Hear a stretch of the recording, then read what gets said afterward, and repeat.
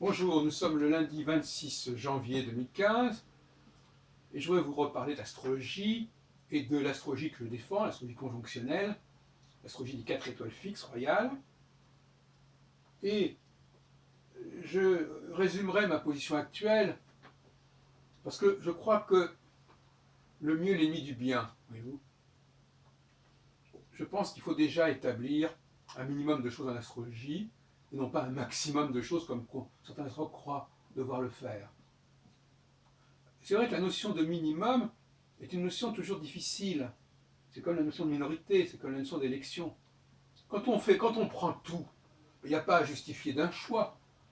Si on dit l'astrologie s'occupe de tout, et elle doit parler de tout, il n'y a pas de choix à faire. Et épistémologiquement, c'est catastrophique de ne pas faire de choix. Mais en même temps, faire des choix, c'est difficile. Pourquoi ça? Pourquoi parler de ceci et pas de cela? Voyez-vous, on est constamment dans cette espèce de va-et-vient. Faut-il choisir? Faut-il pas choisir? Faut-il déterminer un minimum ou un maximum?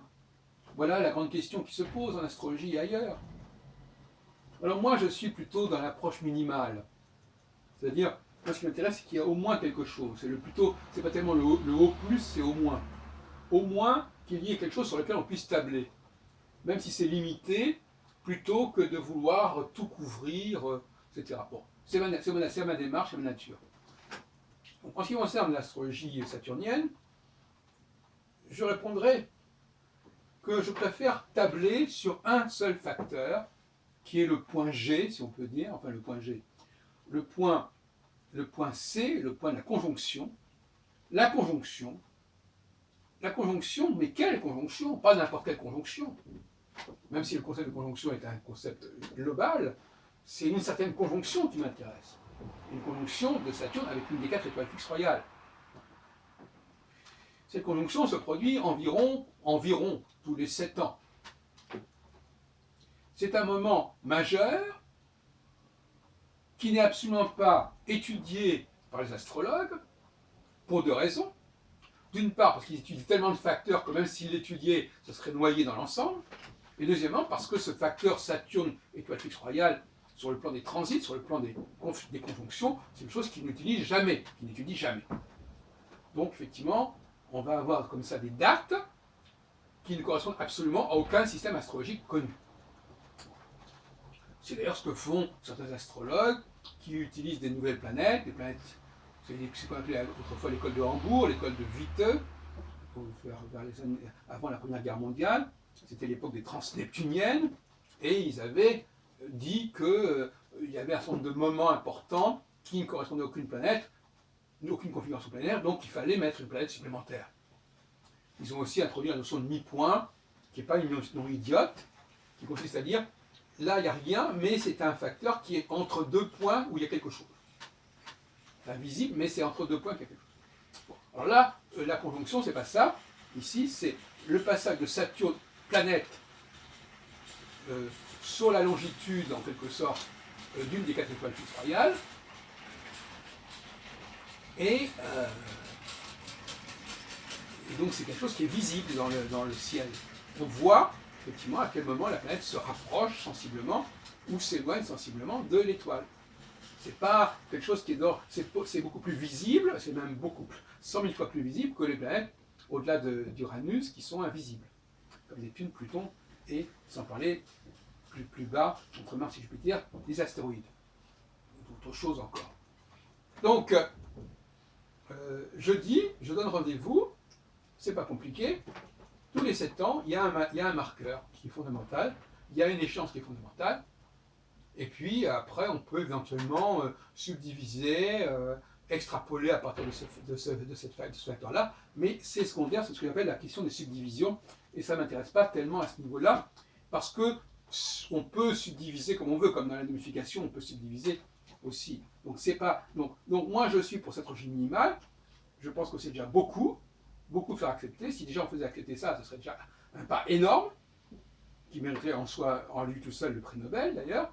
C'est-à-dire qu'effectivement, chaque fois qu'il y a Saturne qui est conjoint à une de ces 4 étoiles fixes royales, c'est-à-dire à peu près tous les 7 ans, il y a une échéance fondamentale pour l'humanité, pour les sociétés en général.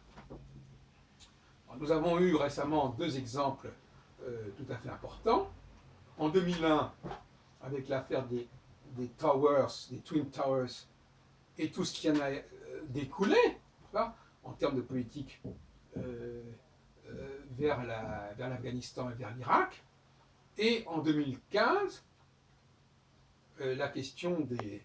Donc, 14 ans plus tard, donc 2 cycles de 7 ans plus tard, donc on est exactement la même configuration, au niveau du cycle de 7 ans, eh bien la question des attentats et de tout ce qui en a été, tout ce qui en a découlé, etc. Je ne prends que 2 exemples, mais je veux dire qu'on peut comme ça baliser de 7 ans en 7 ans sur des siècles et des siècles. Donc c'est quand même, ça fait quand même beaucoup de possibilités. Hein. Si on considère qu'il en faut à peu près une quinzaine par siècle, 15 fois 7 à peu près, eh bien vous multipliez 15 par 100 par 10 siècles, ça fait 150, etc., etc. Et 300 sur 2000 ans. Donc 300, c'est pas mal. Surtout quand on sait que les événements peuvent se produire dans chaque pays parallèlement. Donc c'est pas un événement, ça peut être une série d'événements qui peuvent se produire de 7 ans en 7 ans, mais qui peuvent se produire en même temps, dans la même période de 7 ans, avec la même conjonction, etc. Donc moi je suis, après avoir proposé des processus syntropiques, dystropiques, etc., moi je préfère m'en tenir à ce facteur majeur qu'est la conjonction, qui est à la fois un aboutissement et un démarrage. Hein, donc c'est à la fois, voilà, on va pas épiloguer là-dessus, mais ce qu'il faut compter, ce qu'il faut considérer, c'est que c'est à ce moment-là, il se passe des choses majeures. Maintenant, des choses majeures, est-ce que c'est une expression qui est acceptable sur le plan de la sémantique? Je reconnais que c'est un petit peu faible. J'aurais préféré dire des choses un peu plus pointues. Et on va parler de ressaisissement, de mise au défi, de danger, de menace qui est relevé. Voilà. C'est ça, c'est cette idée de menace qui est relevée avec un sursaut, avec une riposte puissante, plus ou moins puissante. Et voilà, c'est cette double question stimulus-réponse. Hein. Il y a un stimulus qui est fort et il y a une réponse qui est censée être aussi forte. Voilà. Donc la conjonction, c'est un peu quelque chose de cette problématique stimulus-réponse. C'est-à-dire que donc à deux temps, il y a d'abord une agression, une attaque, et une menace, et il y a une réaction de riposte, une parade. C'est ces moments-là qui sont importants. Ça ne veut pas dire qu'il ne se passe pas des choses importantes en dehors de ces moments-là.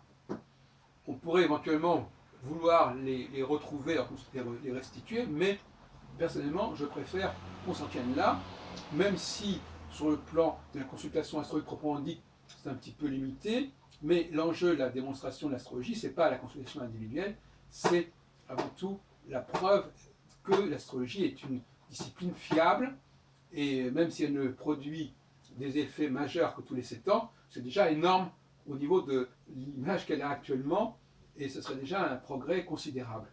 Donc ne faisons pas la fine bouche.